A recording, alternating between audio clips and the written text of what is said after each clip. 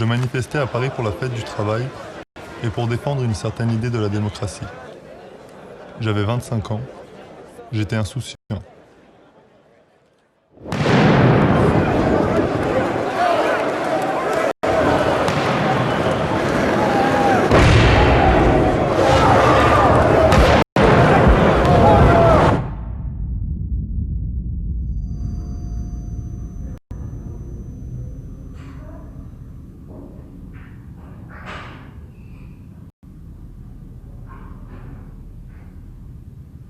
À mon réveil, j'ai découvert un nouveau visage. 2 plaques de titane avaient été posées pour maintenir ma mâchoire fracturée et mes dents cassées. Durant la manifestation, j'ai été bloqué dans les gaz. Il y a eu une charge de la police, des cris. Dans la panique, j'ai sauté une balustrade. J'avais cru voir un jardin de l'autre côté, mais en fait, il n'y avait rien. Seulement le vide.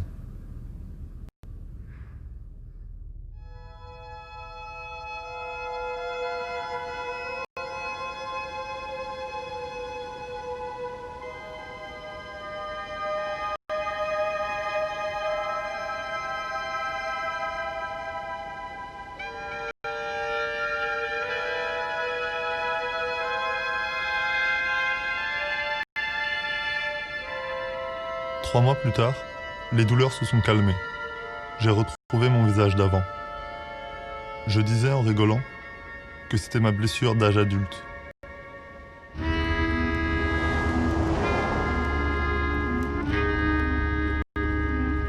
Je suis parti en Corse pour finir mes études de cinéma, loin des miens, comme pour fuir les lieux de cet accident. Là-bas, je n'ai parlé à personne de ma blessure. Mais ce que j'essayais d'oublier le jour, je le retrouvais la nuit. Rapidement aussi, les douleurs à la mâchoire sont réapparues, jusqu'à devenir insupportables.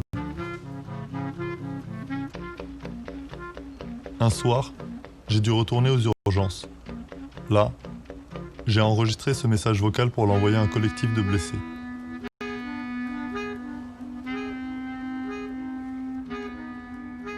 Ça va faire 1 an que je me suis blessé, que ma vie a changé.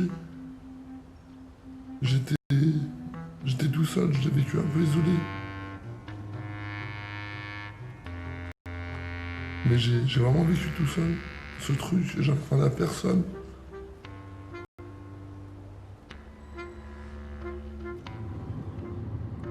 Je suis un jeune cinéaste. Je suis en train d'écrire un documentaire sur mon expérience. Comment ce putain de jour, il a changé ma vie. Pour le meilleur et pour le pire. Mais j'ai pas envie de parler que de moi, j'ai aussi envie de parler d'autres blessés. J'ai envie de parler avec des gens qui ont vécu la même chose que moi, parce que j'ai besoin de ça en fait pour guérir. Parce que sinon j'arrive pas à passer à autre chose.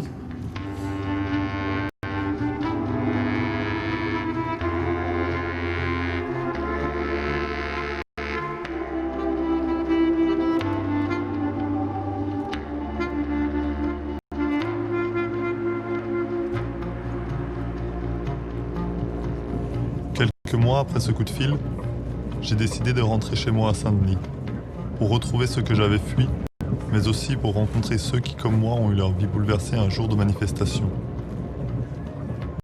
C'est à ce moment-là que j'ai contacté Lola. Je l'ai rencontrée à Nantes. C'était une manif anti-G7 en décembre 2018 à Biarritz. Quand on a voulu commencer à bouger, on a été gazés et après ils ont direct explosé le rassemblement et après c'est à partir de là qu'on s'est retrouvés avec des petits groupes. Je suis montée à un moment donné sur un banc debout et j'ai commencé à zoomer un petit peu et à essayer de filmer quelques rushs. Là ils arrivent en force. Et à regarder un petit peu parce qu'il y a des flics un peu perchés un peu partout sur les toits. Tiens, putain, Christelle, viens. Allez, dépêche-toi. Viens. Christelle, putain. Ça va? Tu te l'as reçu dans la gueule ou quoi? Et j'ai pris un tir côté droit et je filmais vers la gauche. Moi, je me souviens juste du son Putain. du LBD. Putain. Là, je vole. Venez. Je peux. Arrêtez de tirer là. C'est normal. Voilà. Super les mecs. Voilà. Puis on voit bien que le niveau du sol, il est pas pareil. Ils sont un peu en contrebas. Enfin, un LBD, ça se tire dans les jambes. Comment ça se fait qu'ils utilisent un LBD alors qu'ils sont... Enfin, c'est dans une petite allée. Bien sûr. Il y a une marche comme ça. Il n'y a rien qui va dans tous les cas. Puis voilà, non.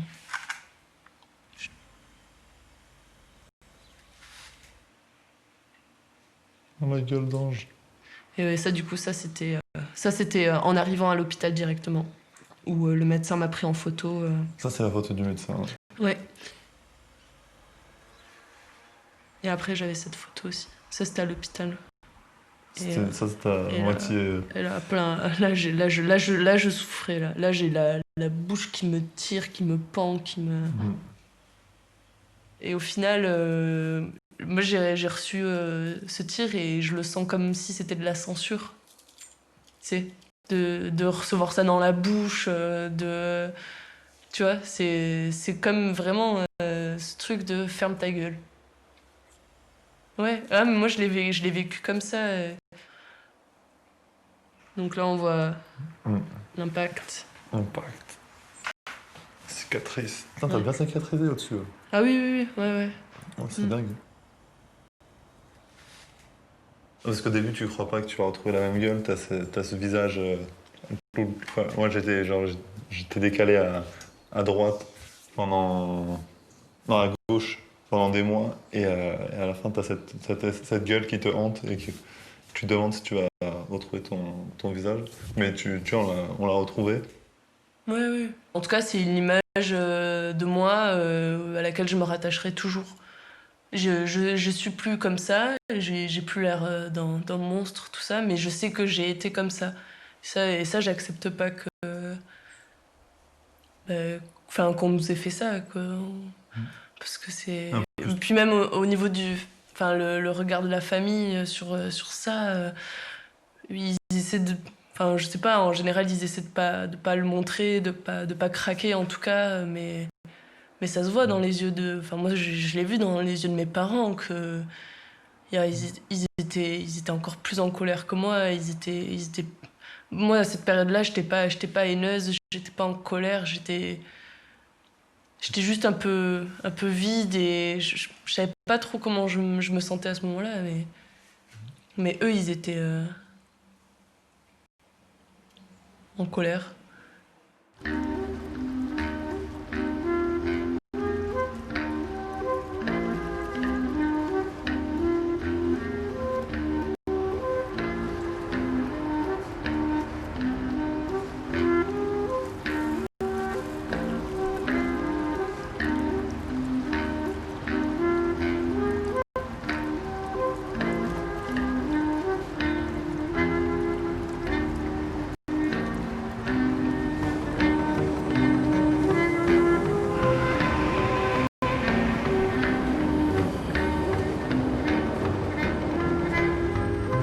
Retrouve mon quartier, ces paysages de banlieue, et toutes ces questions qui reviennent sans cesse, et ce sentiment de culpabilité qui ne me lâche pas.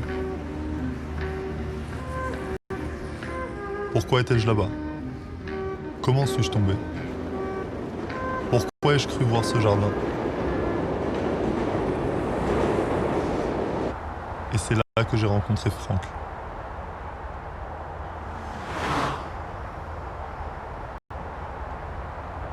Le moment où je prends le tir, je me souviens d'un bruit sourd.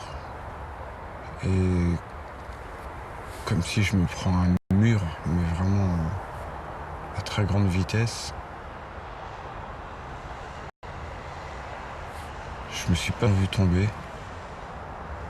Je suis au sol et d'un seul coup, j'entends des gens qui disent que j'ai le visage éclaté. Et je touche un peu mon visage et je vois que j'ai plein de sang.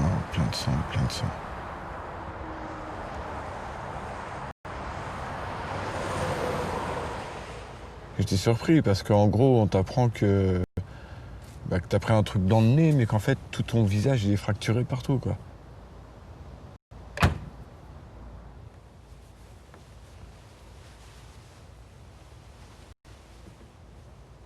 Pour que je comprenne, ils m'ont expliqué que ça fait comme une toile d'araignée. Et ce que je pensais pas, moi, c'est que ça m'avait impacté l'œil. Et là, je vois complètement double, quoi. Dans ma profession, on a des toutes petites références sur la moindre pièce détachée, sur des petites vis qui font 1 centimètre. Donc je me rendais compte que je pouvais plus bosser, ça c'était sûr. Donc tout s'est dégradé en gros. Plus de boulot. J'ai rendu mon appart pour pas avoir de problème. Ma copine qui me comprend pas, donc je me sépare de ma copine. Mes parents, je leur dis pas, donc forcément ils sont pas au courant, donc j'ai pas de soutien de ce côté-là. Tu leur dis pas quoi? Je leur disais pas toute ma vie qui dégringolait, quoi. Je leur expliquais pas tout ça, tu vois.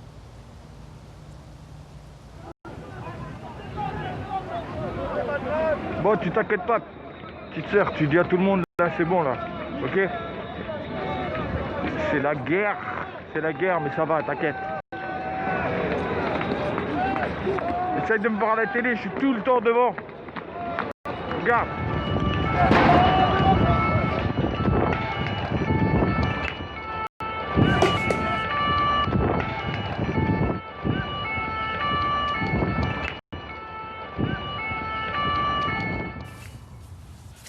Blessé à l'acte 3.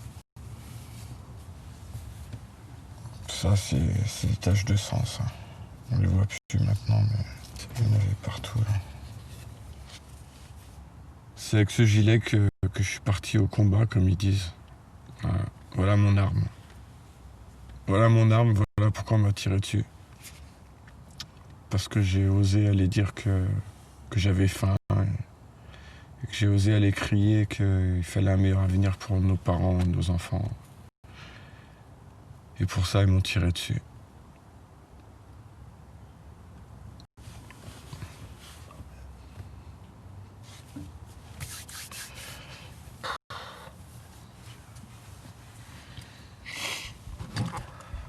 Ouais.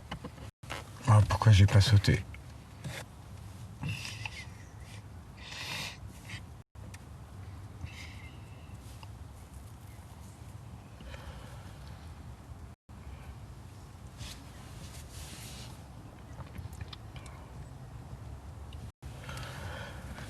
Tous les soirs, quand je m'endormais dans cette voiture, j'avais ce... Je baissais ça comme ça.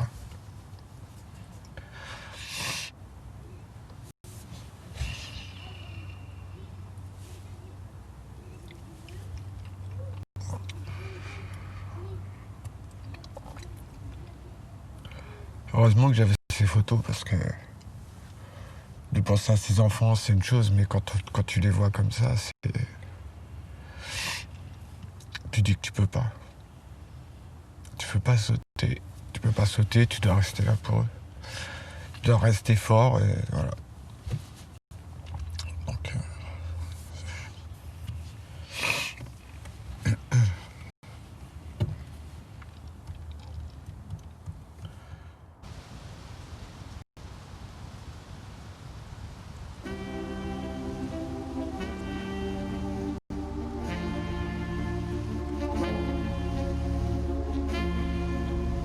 Au fil des rencontres, je me suis libéré d'une parole que j'avais trop longtemps réprimée.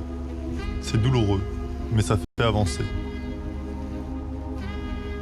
Entre blessés, il y a une compréhension naturelle, une empathie inconditionnelle. On se bat pour une même cause, on s'entraide, mais chacun a ses phases, ses rechutes, et certaines blessures sont insurmontables.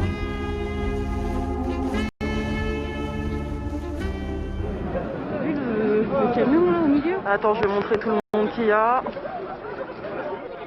On arrive devant une grande barre de CRS, je filme pour montrer que ça commence, que c'était même bonne ambiance contrairement aux autres manifs qu'on a vus. Il y avait une petite grand-mère avec son déambulateur, un mec qui faisait de la musique. Tout le monde était par petits groupes de 5-6 dans son coin, ça commençait à peine. Quand on a vu les CRS, nous, c'était donné pour ordre de ne pas rester trop près de la police vu qu'on savait qu'ils pouvaient charger ou gazer.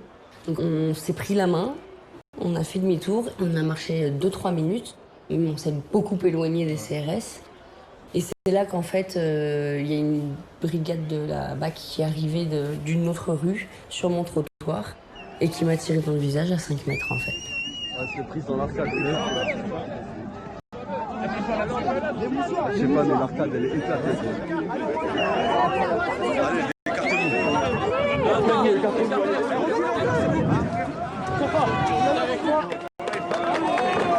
Moi, le seul souvenir que j'ai, c'est de tenir la main de ma copine, d'un coup de voir tout noir.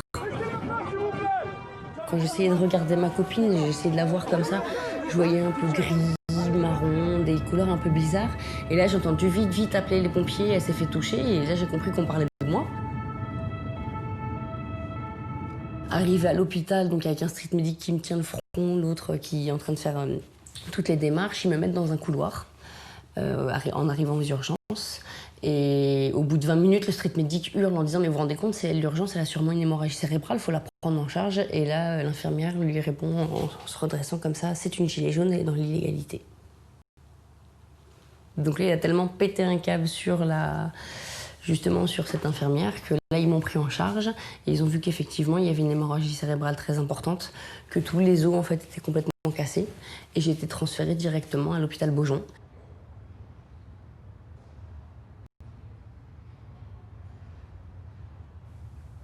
Toi, le tir, il était à quelle distance? À 5 mètres. Et à 5 mètres, ils m'ont visé et tiré vraiment au niveau de l'arcade. Voilà. Ouais, ils n'ont pas touché l'œil. L'œil n'a pas été touché, donc l'œil est encore là, mais ne fonctionne plus. C'est vraiment l'arcade qui a été touchée, la boîte crânienne, mais la pression du choc, parce que 320 km/h dans mon visage, ça a tout écrasé en fait jusqu'à la mâchoire. C'est-à-dire j'ai eu donc un décalage de 4 mm de la mâchoire, j'ai eu l'œil qui justement a complètement été à l'intérieur, s'est écrasé, donc la rétine est foutue avec des trous dans le nerf optique, donc je ne vois plus rien à part la lumière.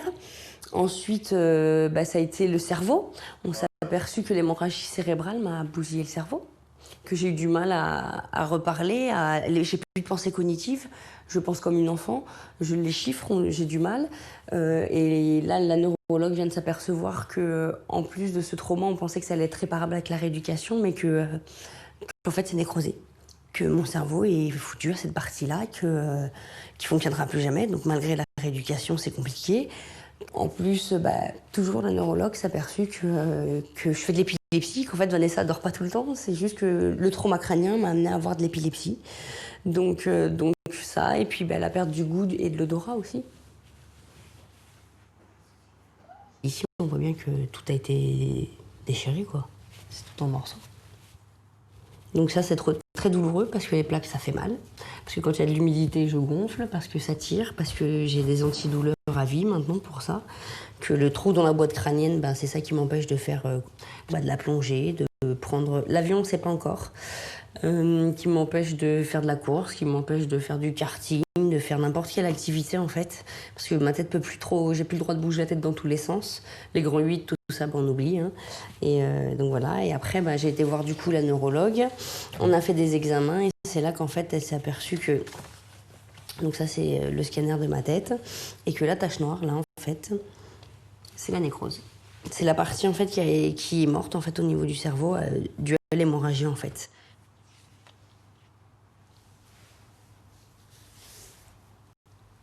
Je sais, c'est pas beau. T'inquiète pas.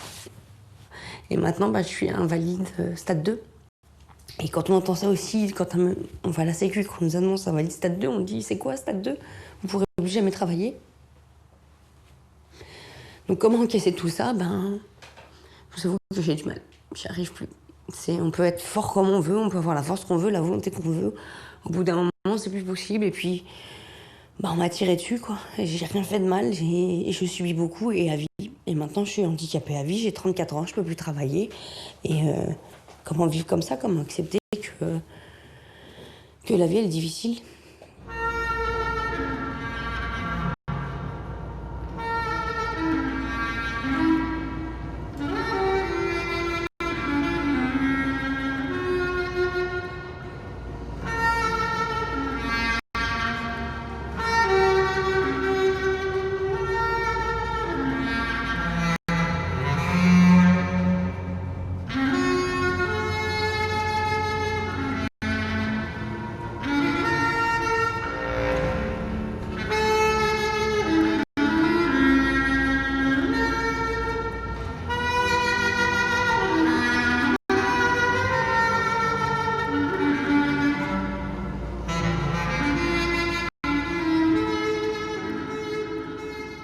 toi qui viens en aide à tous les blessés. Toi, t'es la deuxième blessée que j'ai rencontrée. Ouais, tu m'as épaulé sur mes pertes de mémoire, sur des choses comme ça. T'es vraiment une sorte de mère pour les blessés, du moins du Nord. Je n'osais pas vous le dire, en fait, il y a encore plein de blessés qui sont pas au courant, parce que, même pas par rapport à moi, parce que je sais que ça vous fait du mal, en fait, de voir dans quel état ils m'ont mis ou ils nous ont mis. Et moi, oui, j'ai eu besoin de me rapprocher des blessés parce que j'étais toute seule quand ça m'arrivait. Et je voulais pas que tu restes tout seul, je voulais pas que Franck reste tout seul, ou que Caro reste toute seule, ou que perdu dans comment on fait médicalement, comment on fait pour les démarches. Et pour moi, c'est ce qui m'a donné la force aussi de continuer là-dedans. Mais, et de mettre mon faux... Enfin voilà, c'est bête à dire, mais c'est mon faux sourire. C'est ça, c'est porter cette façade, en fait, tout va bien. Mais au bout d'un moment, quand on encaisse les nouvelles, ben, je pouvais plus mettre mon sourire et dire tout va bien.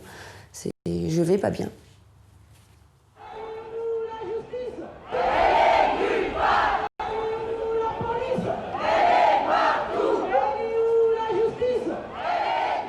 J'ai intégré le collectif des mutilés pour l'exemple, où je retrouve Lola, Franck et Vanessa.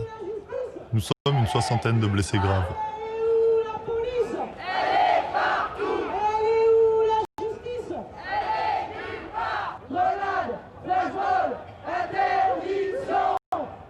Le collectif se bat pour une reconnaissance officielle du statut de blessé et l'interdiction de certaines armes lors de manifestations. Nous revendiquons aussi le respect du droit constitutionnel, celui de manifester.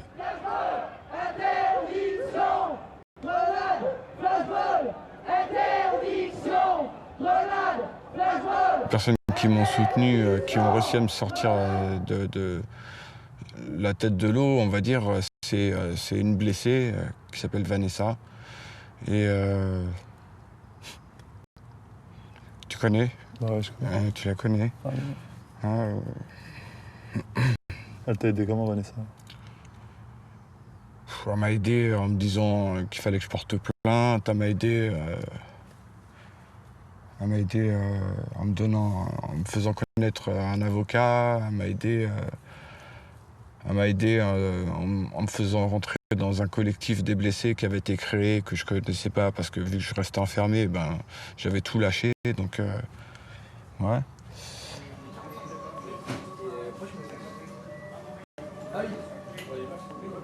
Le collectif, c'est un truc important pour moi parce qu'on se comprend tous. On a tous vécu les mêmes choses, donc tous blessés par la police, sans raison au bout du compte, parce que qu'est-ce qu'on a fait? On n'a rien fait. On n'a rien fait de mal.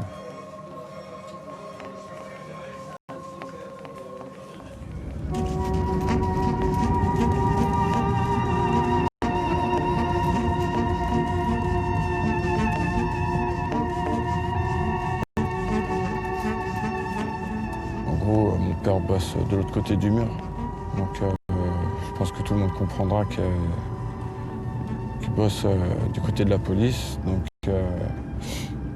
il n'a pas forcément compris pourquoi j'ai fait tout ça. C'est compliqué. Mais, en fait, pour lui, de toute façon, j'avais rien à faire là-bas, donc je pense pas qu'il ait compris ce truc-là, enfin, ou je me trompe peut-être, mais je pense pas qu'il ait encore compris vraiment pourquoi j'ai été là-bas, quoi.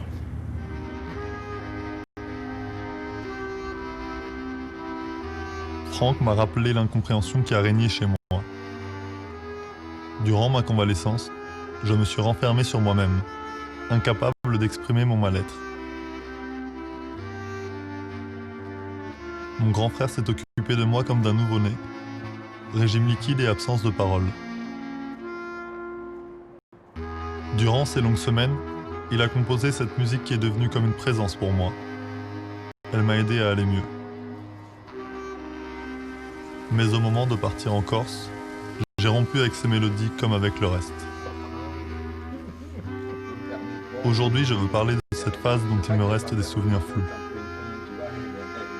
Je veux mettre des mots là où le silence a pesé. Je veux parler de cette période avec ma mère, mes frères et ma belle-sœur.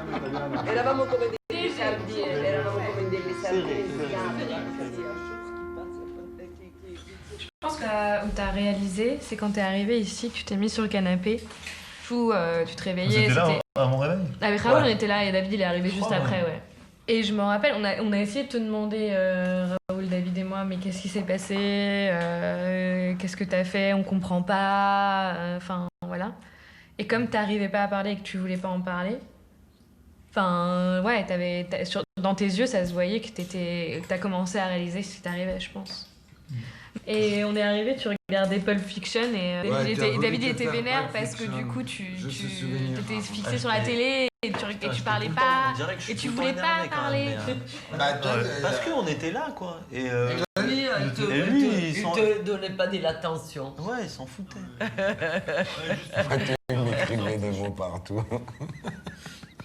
Non, mais c'est vrai, parce qu'au début, il pouvait pas parler. Ouais, c'est ça. Au début, Déjà que d'habitude, c'est pas forcément ultra compréhensible en temps normal. Ouais, après, là... après je me souviens que vous me croyiez pas et que... C'était suspect. Ouais. Tu nous as dit, Mathéo il est tombé de 1 mètre, Mathéo il est tombé d'un muret, Mathéo il est tombé de 4 mètres. Enfin, déjà, on comprenait pas trop. À la fin, t'étais tombé dans le pont. Après, il y avait toi qui étais aussi en choc, qui disait des trucs un peu décousus, etc. Puis après, qui parlait plus. Donc c'était difficile de trouver, tu vois, la vraie version dans tout ça. C'est bien que tu... Ah, moi, je me pose même pas le problème à dire que t'es quoi ou pas t'es quoi. Moi, je pense qu'effectivement, trop retourner sous les faits, sur un truc traumatique, je sais pas si c'est vraiment bon. T'as été mal et tu reviens là et tu es, à un moment donné, tu dois te reconstruire avec ce qui s'est passé dans la vie, tu dois avancer. Comment avancer? Tu me retrouves 1 an plus tard et je ne vais pas mieux. Mais comment faire pour aller mieux? Déjà, il faudrait que j'apprenne à ne plus appeler cette blessure un accident. J'ai trop longtemps culpabilisé d'avoir sauté cette balustrade. J'ai trop longtemps effacé le contexte. Une charge méthodique des forces de l'ordre, des gaz lacrymogènes qui m'étouffaient, une terreur à laquelle je n'étais pas préparé en allant manifester. Et toutes ces séquelles invisibles qui découlent de cet instant, ces cauchemars, ces douleurs qui nous le rappellent chaque jour.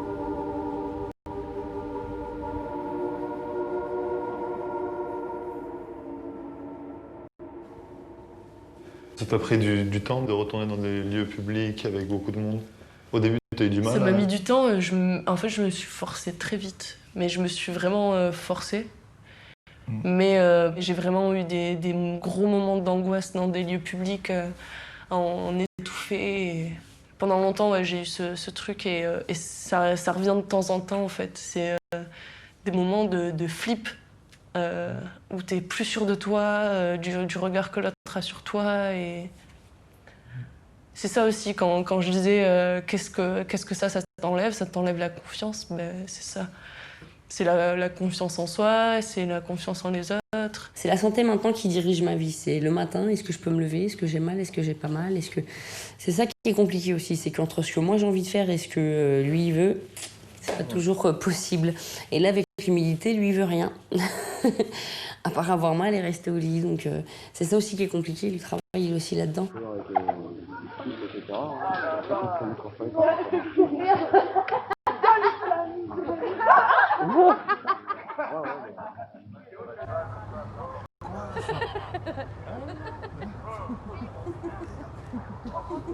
Ouais. Petit RDV de blessés. La famille. On a un bloc là, c'est Crabin, regardez, il est tout en noir. Ah, attends, nous, on peut passer pour des street medics à la limite avec nos cheveux. Quoique, rire, la dame de se Nîmes, retrouver. Pour un temps, oublier ses blessures, son mal-être. Mais on est toujours rattrapé. Car nos maux ne sont pas que physiques et moraux. Nous vivons aussi une injustice sociale. Suite à ces agressions, nombre d'entre nous sont tombés dans la précarité. Le système nous a laissés sans protection et sans ressources. On essaye avec les mutilés il y en a beaucoup qu'on les facture. Et les plus grosses factures, c'est les frais dentaires qui ne sont pas pris en charge du tout. Et donc on essaie il a vraiment de toutes les cagnottes, tous les trucs, les petites soirées qu'on peut organiser, c'est vraiment pour payer les frais dentaires. Ouais. Parce que c'est des 3 000, 4 000 euros de frais qui sont pas remboursés et que c'est juste impossible, quoi. Donc quand on voit Yann qui a dû aller bosser les dents en moins pour essayer de payer son loyer, il a 3 000 euros dedans, il a la mutuelle qui vient de l'appeler, qui lui a dit vous devez nous rembourser tous les frais qu'on vous a remboursés depuis le début car c'est en manifestation. Et là ils l'ont rappelé pour lui dire que c'est déjà... Ouais, mais tu sais que nous on a regardé parce que quand il y a eu les premiers blessés, on a entendu parler que beaucoup de mutuelles ne prenaient pas en charge. Ma mère, elle a été regardée bêtement, tu vois, dans sa mutuelle, si elle est impactée ou si elle est blessée en manif, elle n'est pas prise en charge. Et Yann, en fait, là, ils nous ont demandé le remboursement des frais qu'ils ont remboursés depuis le début, quoi. Putain. Ouais, c'est ouf. C'est ouf. C'est incroyable. Donc après, à savoir, est-ce qu'ils vont prendre en compte tous les trucs qu'on a par la suite tu vois, comme toi, les dents moi, je vais aller voir mon dentiste qui m'a suivi dès le début. Je vais aller le revoir. Je vais lui dire, c'est pas normal. Non, attestation. C'est le dentiste qui m'a toujours soignée. Lui, depuis que je suis petite. Alors, je pense qu'il me dira exactement ce qu'il pense que c'est. Et il m'enverra peut-être voir d'autres médecins qu'il connaît, je sais pas trop.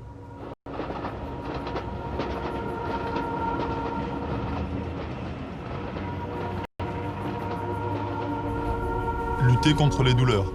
Lutter pour faire reconnaître son statut de victime. Pour retrouver une dignité sociale. Se reconstruire. Lutter aussi pour arriver à désigner le responsable de nos drames. S'extirper de sa propre culpabilité, celle que l'on fait porter à ses proches. Longtemps, mon frère en a voulu à Audran, mon ami que j'ai suivi lors de la manifestation. Chacun de nous a eu son bouc émissaire pour éviter de nommer le vrai responsable. Viens 2 secondes, regarde. Elle fait ça timide, t'as vu ou pas? Oh, merci ma chérie. J'en ai énormément voulu à sa copine parce que pour moi, elle était coupable puisqu'elle avait amené Vanessa à la manifestation. Mais c'est pas elle la coupable. C'est moi qui ai demandé. Mais je ne savais pas comment réagir en fait. Je savais pas. Pour moi, il me fallait un coupable en fait. Et je savais pas qui accuser. Et pour nous, on est des petites filles de gendarmes, des filles de militaires. Donc en fait, pour moi, accuser des militaires, c'était pas. Enfin, il y avait des gendarmes, il y avait des policiers aussi, et c'était pas logique que ce soit eux qui aient fait ça. Illogique. Je suis à la fois très en colère contre la police, mais j'ai vraiment une haine envers eux là, parce qu'ils ont tiré sur elle. Mais pour moi, ça reste des êtres humains quand même. Il y en a certains qui ouais, ok, c'est un ordre qui est donné, mais ils ont aussi un droit de réserve. J'ai des amis gendarmes qui ont fait valoir leur droit de réserve parce qu'ils trouvaient pas ça normal. Ah non, mais à partir du moment où ils ont un viseur, ils savent où ils nous visent. Donc à partir du moment où ils nous visent dans l'œil, ils savent que c'est pas illégal. Les bras, les jambes, oui, mais l'œil, la tête, tout ça, c'est interdit. 5 mètres, c'est interdit.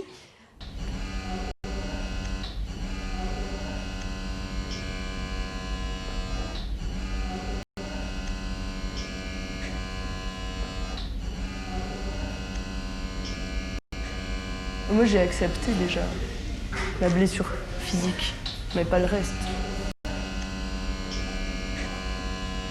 Au début, c'était pas facile de se voir et même de se dire. Enfin, tous les matins, je pensais aux flics en fait. Tous les matins, je pensais aux flics. Et rien que ça, c'est. Et même aujourd'hui encore, je pense tout le temps à eux. Alors que j'ai envie de penser à d'autres choses, mais tout le temps je pense à eux et à la haine que j'ai par rapport à ça.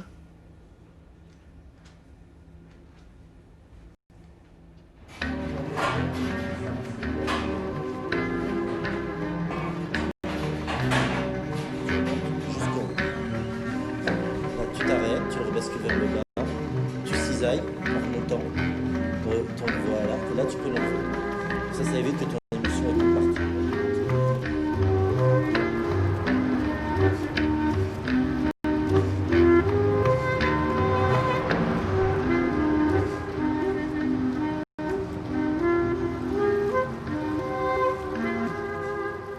Je comprends déjà quand tu dis que cette cicatrice, tu l'acceptes, qu'elle fait partie de toi et que même moi je ne conçois plus du tout la vie comme je la concevais avant. J'ai des moments de grosses dépressions, mais après j'ai des moments d'extase où je suis hyper content d'être là. Et vraiment, il y a quelque chose d'assez particulier là-dedans. Et je sais pas à partir de quel moment il y a un cap qui est franchi. Je me dis, est-ce que le jour où il y aura une justice, il y aura un procès avec une réponse positive, quoi. Enfin, on dédommage la victime et enfin, on la reconnaît victime. Voilà, au moins on la reconnaît victime et puis on punit le coupable, quoi. Ou les coupables qui sont à l'origine de ça. Est-ce que ça, déjà, ça va faire avancer les choses Enfin, est-ce que ça va changer quelque chose? Est-ce que du coup, j'aurais franchi une autre étape? Ça aussi, je sais pas.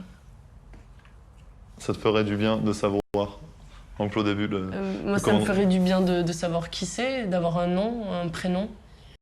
Oui, parce que que ce soit personne n'est pas savoir. J'ai peu d'informations, j'ai pas de vidéo du tir et j'ai besoin de comprendre aussi certaines choses. Donc oui et non, parce que il m'a détruit la vie. Il m'a tué dedans, il m'a tué à l'extérieur. Je suis morte à l'intérieur. Il a détruit tellement de choses en moi que des fois, quand j'ai la haine, tout ce que j'aurais envie, c'est de lui faire la même chose, en fait. Il y a des fois où voilà, c'est la haine qui va prendre le dessus parce que j'ai rien fait et que j'ai beaucoup pris.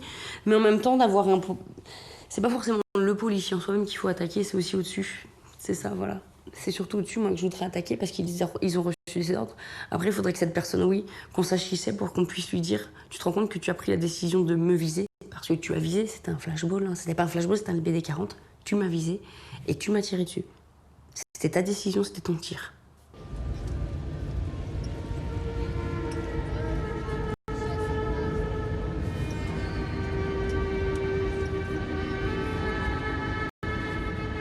Moi, je n'aurai jamais le nom d'un coupable. On ne m'a pas tiré dessus. Je suis tombé dans un mouvement de panique. Mais comment faire sortir cette rage, cette tristesse qui ne me quitte pas? Nous devons comprendre, reprendre le fil des événements, retourner sur les lieux de nos drames.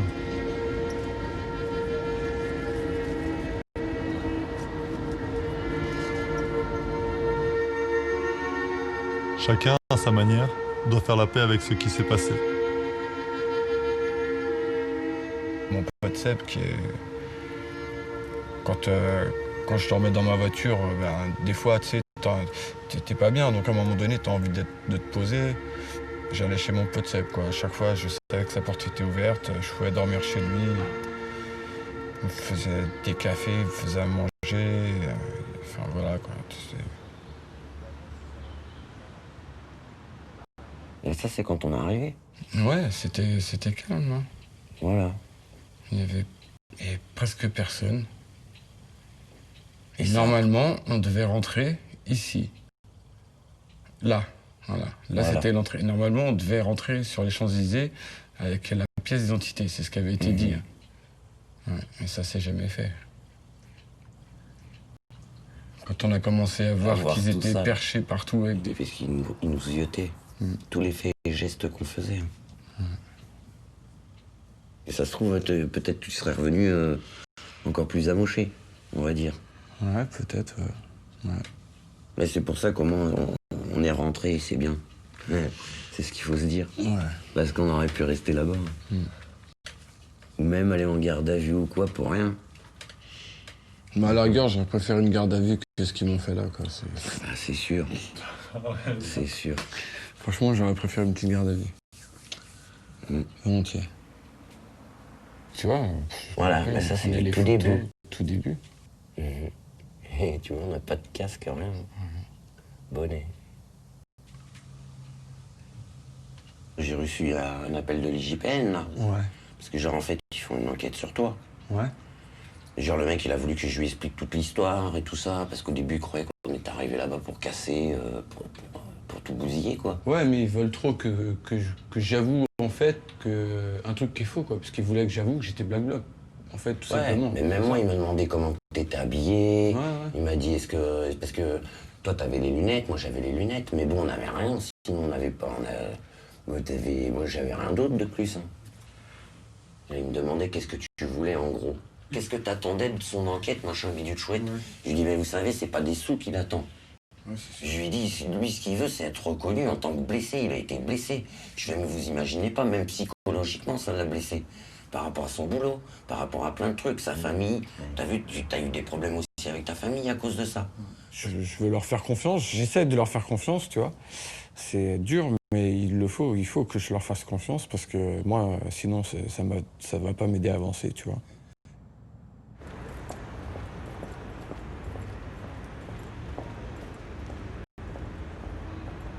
Quand je suis arrivée à l'IGPN, j'avais un dossier comme ça, voilà. Ça a bossé pendant un mois avec un gros dossier. J'ai réussi à trouver 10 témoins. Donc témoins, quelques vidéos, mais 2 mois après, ou de ce qui se passait avant, donc qui prouve bien qu'il ne se passait rien. La personne de l'IGPN, franchement, a fait un boulot, moi j'ai rien à dire. Il a vraiment été carré, dès le début, il l'a reconnu. J'étais pas au mauvais endroit au mauvais moment, le tir n'était pas du tout justifié. Et visiblement, il a fait le boulot, ça a été transmis au procureur et le procureur a reconnu, donc en partie civile, plainte contre X pour violence volontaire venant de personnes ayant autorité, amenant une mutilation. Donc, ce qui veut dire que le procureur a trouvé qu'il y avait assez de preuves pour prouver que c'est bien une bavure, quoi. Et donc, du coup, ça a été transmis directement au juge. Et là, c'est le juge, du coup, qui a l'affaire en main et on attend jusqu'au procès, en fait. Et là, j'ai l'IGPN administratif qui m'a contacté. Ils sont en train de chercher le tireur.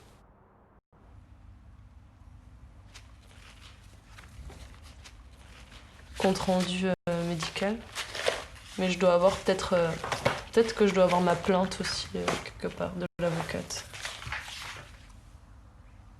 Pour les blessés qui s'y engagent, les procédures sont de longues épreuves. Mais à l'arrivée, la plupart des plaintes sont classées sans suite. Alors quand l'une d'elles aboutit à un procès, c'est déjà une victoire pour l'ensemble d'entre nous. Ça, c'est l'avocate. Je crois que c'est la plainte. Monsieur le procureur de la République, plainte pour violence policière. La justice administrative avait jugé le flashball comme étant une arme dangereuse et la responsabilité de l'État a déjà été engagée compte rendu du risque exceptionnel pour les personnes de ce type d'armes. Le défenseur des droits avait pointé en décembre 2017 le degré de dangerosité de ces armes disproportionnées au regard des objets du maintien de l'ordre et avait recommandé leur interdiction, quelle que soit l'unité susceptible d'intervenir, en vain.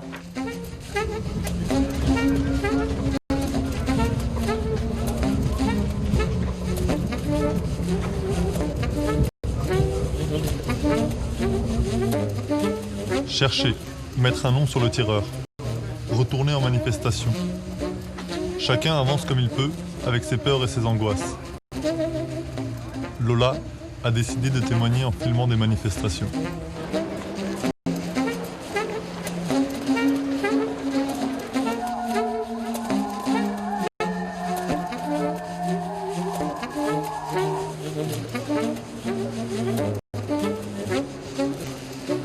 Je suis plus du tout à l'aise dans ce genre de situation.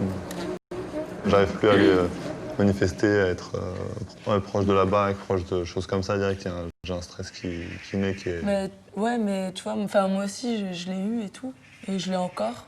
Mais pourtant, je me suis forcée à chaque fois d'y retourner, même si je flippais grave et que des fois je me barrais un peu loin, j'essayais de revenir et tout. Et tu vois, d'essayer de se faire au danger, mais que au final, tu risques pas... En fait, tu peux risquer beaucoup, mais il faut juste sentir le moment où c'est bon de se barrer. Il faut pas se barrer à chaque fois, en fait. La détermination de Vanessa et de Lola me pousse à retourner sur les lieux de ma blessure. Je dois y aller. J'ai appelé mon ami Audran, il a accepté de m'accompagner. Il était avec moi lors de ma chute. Nous n'avons jamais reparlé de ce jour. Mais avant ça, je dois retrouver Franck. Depuis notre dernière rencontre, il a franchi un nouveau cap. Tu peux me remontrer la vidéo? Ouais, je sais plus si je l'ai encore, je pense. C'était laquelle? C'était celle-là. Toi, tu voudras que je te l'envoie? Ouais, non, ce serait cool. La supprime pas. Hein. Non. Donc voilà, c'est le tournage sur les lieux d'où j'ai dormi dans ma voiture pendant presque 2 mois. Garé exactement à cet endroit, voilà. Des moments très compliqués. Je restais tout seul dans ma voiture avec mon chien qui aujourd'hui n'est plus là, on sait. Voilà, donc c'est ici. Ouais, tu l'as envoyé à ta mère? Ouais, je l'ai envoyé à ma mère et du coup je pense que de là, ils ont réagi. Elle l'a montré à toute la famille. Du coup j'ai ma sœur qui m'a envoyé aussi des messages, mon père. Parce qu'en fait, ouais, je leur avais pas dit concrètement où j'étais, ce que je faisais. Je leur avais pas dit vraiment que je dormais dans la voiture. Je leur disais que j'étais à droite, à gauche chez des amis. Et je pense que ça leur a fait tilt. Et du coup, depuis ça, c'est vrai qu'on commence à en reparler. On commence à relier le lien de famille. Et je trouve ça bien parce que c'est un truc qui me manquait. Et d'ailleurs, là, encore tout à l'heure, quand je suis passé chez eux, on a reparlé. Ça m'aide beaucoup.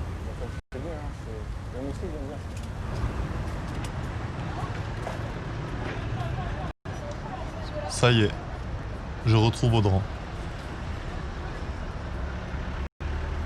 Comme ce 1er mai 2018, nous refaisons le même parcours. Je dois me remémorer ce trajet pour enfin retrouver l'endroit où j'ai perdu mon insouciance. Ouais, attendez-moi là-haut.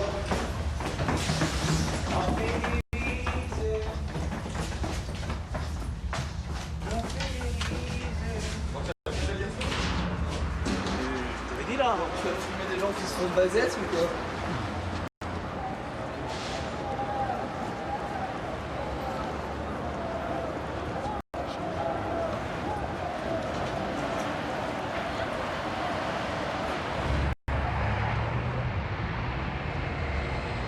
Ah non, je me souviens. Ouais, ici il y avait une fanfare et nous on remontait vite. On a dépassé la manif. Et ici je me souviens qu'il y avait de la musique et j'avais envie de rester là, tu vois, j'avais eu cette envie. Ah oui. Et après je t'avais suivi et on avait continué.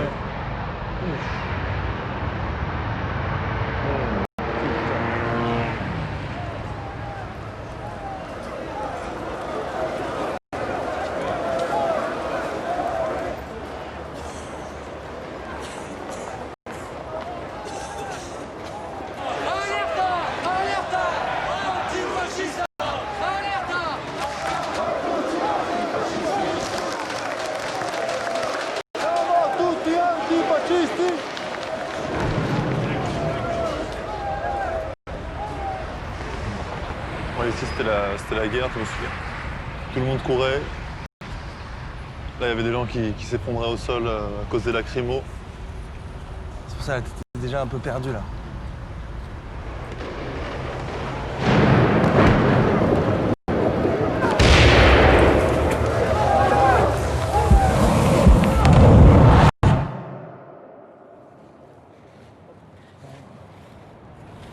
Ouais, c'est là.